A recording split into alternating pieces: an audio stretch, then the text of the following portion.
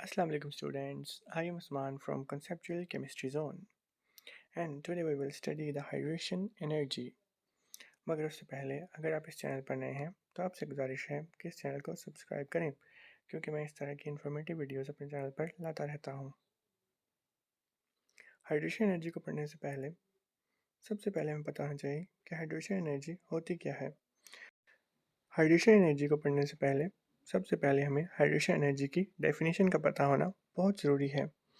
तो by definition the hydration energy is the heat absorbed or evolved when 1 mole of gaseous ions dissolved in water to give an infinite dilute solution.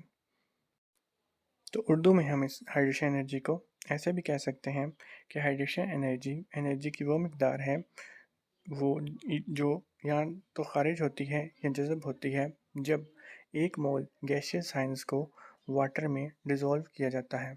और 1 मोल gaseous ions को water में तब तक dissolve किया जाना ज़रूरी है जब तक एक इन्फिनिट डाइल्यूट सॉल्यूशन ना बन जाए। जैसे कि यहाँ पे एक एग्जांपल भी दी हुई है, जब 1 मोल ऑफ हाइड्रोजन आयंस को वाटर में डिज़ोल्व किया जाता है तो माइनस 1075 किलो जूल्स पर मोल एनर्जी जो है वो खारिज होती है। यहाँ पे 1075 किलो जूल पर मोल के साथ नेगेटिव का साइन ये इंडिकेट करता है कि एनर्जी जो है वो खारिज हो रही है। जिस तरह हम टेबल 1.2 को देखें तो वहाँ पे बहुत सारे पॉजिटिव और नेगेटिव आयंस की हाइड्रेशन एनर्जीज़ को मेंशन किया गया है, लेकिन यहाँ पे ये बात आपको बताना बहुत ज़रूरी है कि ये table exam point of view से बहुत इम्पोर्टेंट है। तो जैसे कि lithium, sodium, calcium, magnesium, aluminium, fluorine, chlorine, bromine, iodine, इनकी जो हाइड्रेशन एनर्जीज़ हैं जिस तरह इस टेबल पे दी हुई हैं उसी तरह आपने याद करनी है। नेक्स्ट हम बात करते हैं पीरियोडिसिटी ऑफ हाइड्रेशन एनर्जी की। तो पीरियोडिसिटी पे बात करने से पहले सबसे पहले हमें पता होना चाहिए कि हाइड्रेशन एनर्जी जो है वो चार्ज टू साइज रेशो पे डिपेंड करती है। मतलब इसे हम ऐसे भी कह सकते हैं कि ऐसे एलिमेंट्स जिन पे चार्ज ज़्यादा होता है और जिनका साइज़ कम होता है उनकी हाइड्रेशन एनर्जी ज़्यादा होती है, और ऐसे एलिमेंट्स जिनका चार्ज कम होता है या जिनका साइज़ ज़्यादा होता है उनकी हाइड्रेशन एनर्जी कम होती है।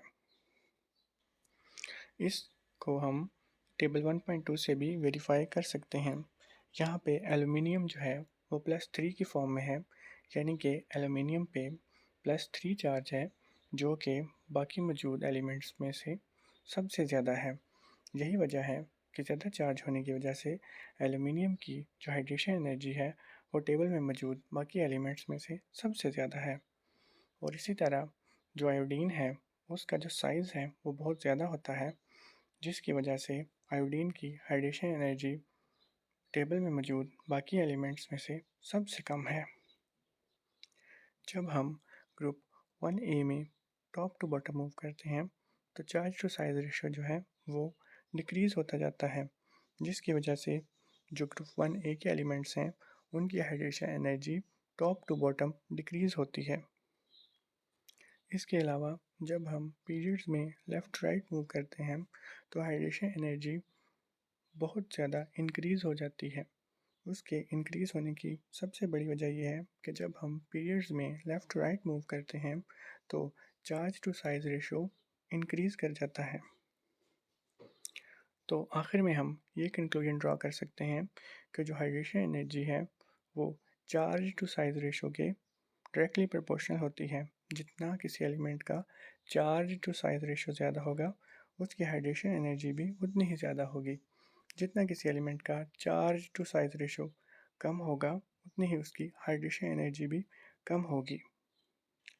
ये था जी हमारा आज का हाइड्रेशन एनर्जी का टॉपिक। और अगर आप इस तरह की वीडियो से बाखबर रहना चाहते हैं तो आपसे गुजारिश है कि हमारा चैनल कॉन्सेप्चुअल केमिस्ट्री जोन ज़रूर सब्सक्राइब करें। Thank you so much for watching.